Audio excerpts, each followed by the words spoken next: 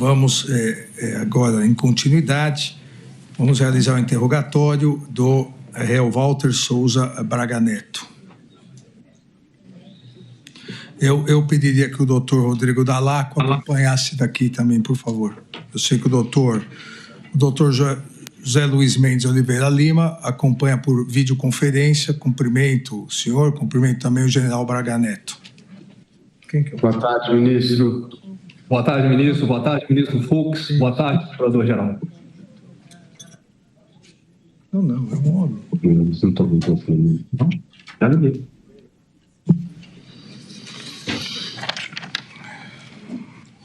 Obrigado, microfone. Então, o general Braga Neto, o senhor já foi devidamente qualificado. Eu, assim como os demais réus, informo o senhor que o senhor tem direito ao silêncio e à não autoincriminação. Não há a necessidade, não há o compromisso de dizer a verdade. Onde o senhor reside? Rio de Janeiro, presidente. Rio de Janeiro. Profissão do senhor? Militar da Reserva, general da Reserva. O senhor já foi preso ou processado alguma vez?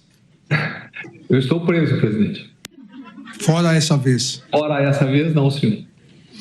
Eu sei que o senhor está. Eu que decretei.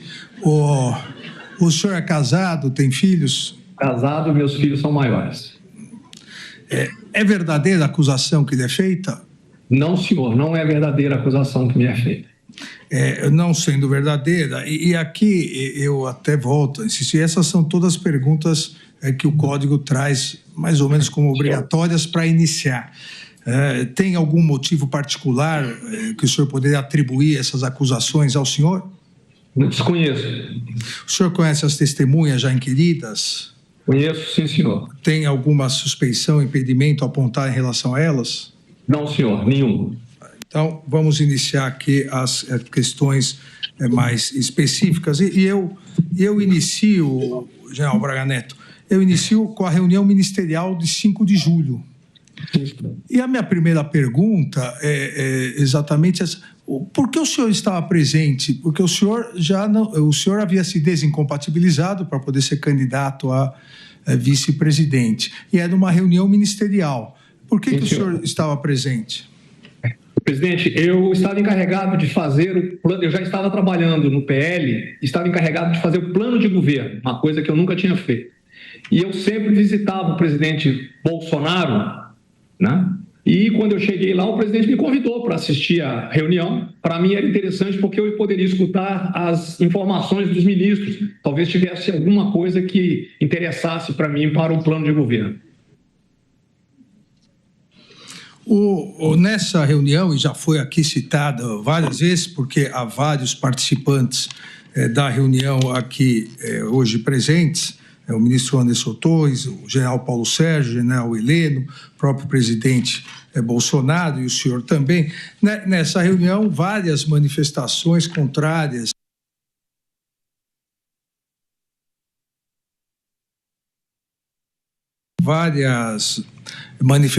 não com críticas, porque crítica, todos podem ser criticados, mas dizendo que haveria fraudes, dizendo que a Justiça Eleitoral era conivente, que a Justiça Eleitoral tinha um lado, manifestações... Sem som. Melhorou, general? Não estou ouvindo isso.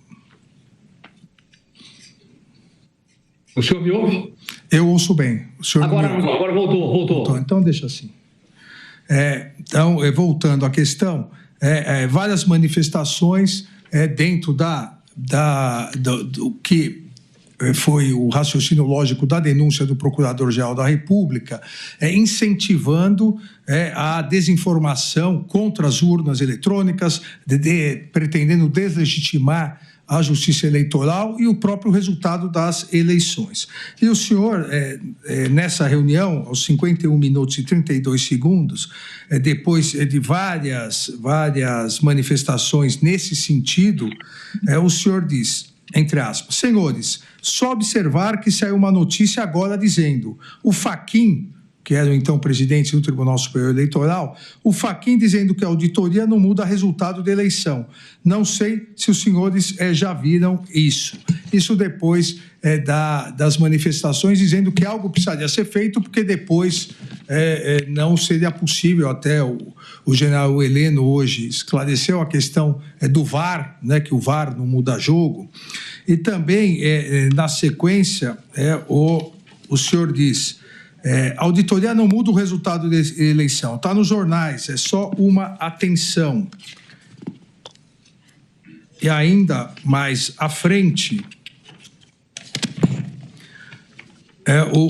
o senhor pede a palavra e diz ao presidente: pode falar, presidente?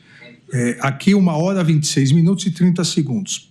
Pode falar, presidente? No que o presidente responde: pode falar, quer falar? E o senhor diz: agora é aquela outra parte do movimento dos políticos. Agora é aquela parte da reunião política. Daí o presidente diz: qual reunião? O senhor diz: de apresentar para eles... O presidente diz: fala aí. O senhor completa: de apresentar para eles o papel de cada um. Não, mas tem a transparência um pouco antes. É sobre eleições ainda? Pergunta o presidente. Não, agora é sobre eleições, mas é o planejamento. Então, na verdade, a reunião também serviria para isso. O senhor quer esclarecer a sua participação nessa reunião, por favor? Sim, senhor, sem problema. O assunto de urnas era um assunto que estava para todo lado, né? Toda hora se falava. O ministro da Defesa, tinha dado uma explicação, estava prestando algum esclarecimento sobre a equipe dele que participava da ajuda no Tribunal Superior Eleitoral. E eu, por acaso, estava mexendo no telefone e a mensagem de jornal apareceu. Eu só chamei a atenção para o caso da mensagem de jornal. E a outro assunto é exatamente isso, porque eu queria provocar que os ministros falassem de suas ideias, de processos que iriam fazer no futuro, etc., para que eu pudesse alimentar o plano de governo, que era um plano de governo sequencial naquilo de um trabalho do que nós vimos fazendo de conservador, né, os valores conservadores, um plano liberal e voltado para o empreendedorismo dentro da linha do Paulo Guedes, do caminho da prosperidade. Era basicamente isso. Certo, General. Então vamos para um assunto que talvez não, me parece ser um dos mais importantes para o senhor, para ver se o senhor quer esclarecer a reunião na sua residência, a reunião no dia 12/11 de 2022. Conforme narra a denúncia e nos depoimentos também do réu colaborador e as provas da Polícia Federal que demonstram que houve essa reunião, que as pessoas estavam lá. O senhor se recorda dessa reunião? Sim, senhor, mas não foi uma reunião. Eu vou alongar na hora que o senhor me der a palavra. Não, por favor, fique à vontade. Posso? Por Sim, favor. Senhor. Então é o seguinte, presidente. Eu estava em casa, o general Cid chegou. Eu não costumava normalmente receber pessoas, mas depois, como eu vinha de uma campanha eleitoral, eu era muito parado e passei a dar atenção a todas as pessoas que me pediam, que eram, vamos dizer assim, eram apoiadores.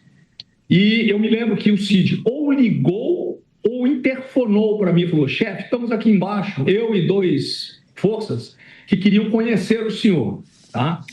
Eu deixei eles subiram, eu não os conhecia, inclusive foi uma das primeiras perguntas que eu fiz para eles, eu não os conhecia, perguntei se já tinham servido comigo. Eu lembro que um deles disse para mim que estava na escola de comando do Estado-Maior, na época da intervenção, foi a única época que eu tive contato com forças assim, mas na época da intervenção e no GLO, né, para evitar estava tendo muito roubo de carga no Rio de Janeiro. Eu não os conhecia, eles conversaram comigo 20, 30 minutos, como a distância era muito grande, não tinham intimidade para trocar nada, e isso aí é uma coisa que eu queria deixar bem claro, eles saíram juntos da minha casa. Isso que eu estou dizendo para o senhor... Perdão, Gel. Eles quem? Os dois e o coronel Cid? Mais o Cid. Saíram juntos da minha casa e os dois dizem depois, num documento, numa petição do coronel Hélio, que eu vim tomar conhecimento em janeiro deste ano, agora 25, em que o coronel Hélio diz que só foi para me conhecer, que ficou na minha casa na ordem de 20 a 30 minutos, que eu fui muito cordial, informal, mas assuntos, não aprofundamos nenhum assunto, e que, do mesmo modo, todos os presentes deixaram o local, o tenente-coronel Cid em direção ao Palácio da Alvorada, enquanto o tenente-coronel de Oliveira e eu fomos para a Casa Doce. E nessa petição ele também diz que havia uma série de outras opções antes dele resolverem ir para a Casa Doce. Então, aquilo foi acaso.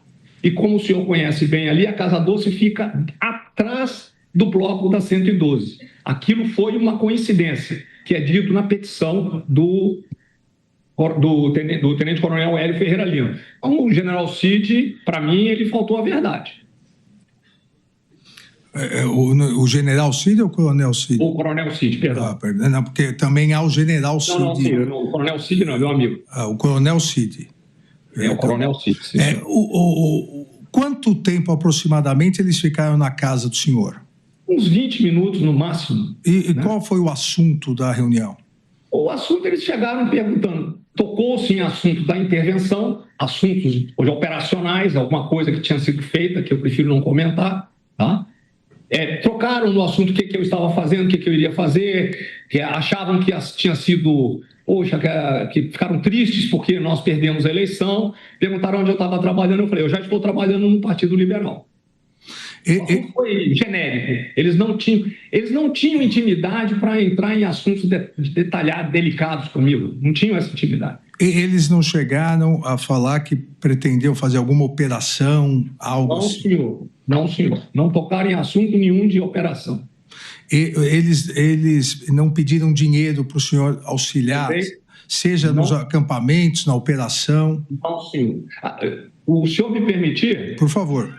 O que acontece com dinheiro? O presidente Bolsonaro deu uma recomendação de não se pegar dinheiro vivo. Eu não tinha contato com financiadores. Como é que era feito? As pessoas queriam doar dinheiro para a campanha do presidente. Muitas não queriam doar para o partido. Então foi aberta uma conta para a campanha, para a nossa chapa. Tá? Foi colocada uma pessoa. Quando nós íamos em algum lugar, era distribuído pelo político que organizava, porque quem conhece as pessoas do local são os políticos do local. Eles distribuíam um cartão que tinha sido feito pelo PL, e esse cartão tinha uma conta, e esse dinheiro entrava, e ele só saía de acordo com as normas previstas pelo Tribunal Superior Eleitoral.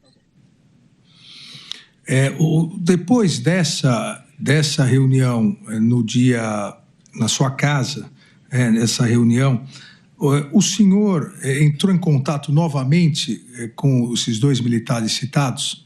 Nunca mais eu tive contato. Eles não constam nem nos meus contatos telefônicos. Eu nunca mais tive contato, nem por telefone, nem por mensagem. E com o coronel Cid, o senhor teve contatos novamente sobre essa reunião? Não, senhor. Não tive contato sobre essa reunião. Eles foram... Aquilo lá foi uma visita eu considerei uma visita de cortesia de pessoas que me apoiaram na campanha. O senhor, obviamente, acompanhou todas as testemunhas de acusação, defesa, todos os interrogatórios, e o senhor acompanhou que o réu colaborador, o tenente-coronel Cid, reiterou o que já havia dito dia 21 de novembro do ano passado, aqui no Supremo Tribunal Federal, que o senhor teria, num primeiro momento, pedido para ele entrar em contato com o tesoureiro do PL para arrumar o dinheiro para esses dois militares a que o senhor se referiu. E num segundo, que é o Rafael Oliveira e o Hélio Ferreira Lima. E ele teria dito que conversou com alguém do PL, um coronel, que seria um tesoureiro do PL, que disse que não seria possível, e aí o senhor teria arrumado, supostamente vindo de alguém do agronegócio, o dinheiro, e teria entregue a ele, no próprio Alvorada, o dinheiro numa caixa de vinho para ele entregar a esses dois militares. Isso não corresponde à realidade. O que tem de real aí, presidente, inclusive há um equívoco nesse ponto, porque o Cid mesmo conta que ele veio atrás de mim e perguntou se o PL podia arrumar algum dinheiro. Era muito comum, porque quando o presidente Bolsonaro, quando nós entregávamos esse recurso do presidente, veio muito recurso. Então era comum outros políticos, através ou do presidente Valdemar, ou do próprio presidente Bolsonaro, ou de outras pessoas, pedirem para pagar contas de campanha atrasadas, dentro do previsto. O Cid veio atrás e perguntou: general, o PL pode conseguir algum recurso que nós estamos precisando? Na minha cabeça tem alguma coisa a ver com campanha. Eu viro para ele, como está nos autos, falo assim: procura o Azevedo, procura o tesoureiro, que era o Azevedo. Ele procurou o Azevedo, eu deixei com o Azevedo, porque eu não sabia o que era. Procurou o Azevedo veio mais tarde para mim e falou assim: general, o dinheiro que o Cid quer, está precisando, nós não temos amparo para dar. Então eu falei: então morre o assunto. E morreu o assunto. Eu não tinha, como eu disse ao senhor, contato com empresários. Então eu não pedi dinheiro para ninguém e não dei dinheiro nenhum para o Cid. O senhor, em momento algum, entregou numa sacola de vinho o dinheiro ao tenente-coronel Cid? Eu não tinha esse dinheiro, eu não tinha contato com empresários. Os empresários eles estavam mais interessados no presidente Bolsonaro do que em mim, presidente. Então, todo o dinheiro tanto é que foi pedido para abrir uma conta para a campanha dele, embora fosse para a chapa. E no final do pleito, nós ainda devolvemos um dinheiro para o PL.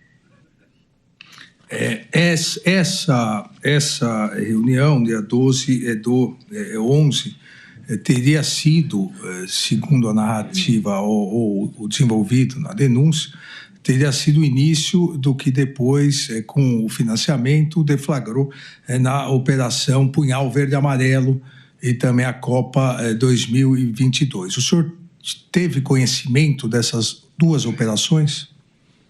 Ministro, eu só fui ouvir o nome dessas duas operações quando a mídia publicou. Eu nunca tinha ouvido falar nessas duas operações.